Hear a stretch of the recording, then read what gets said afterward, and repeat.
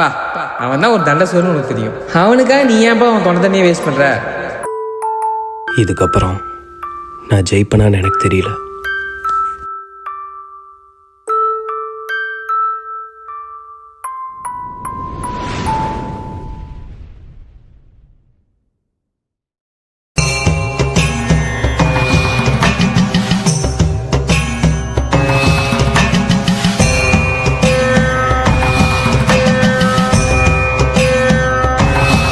பாருப்பா, இந்த கம்பெனியில் வேலை செய்யணும்னா இங்கிலீஷ் ஃப்ளூயண்ட்டாக தெரிஞ்சிருக்கணும். நீ பேச அழகான இங்கிலீஷ் வச்சுலாம் இங்கே வேலை தர முடியாது.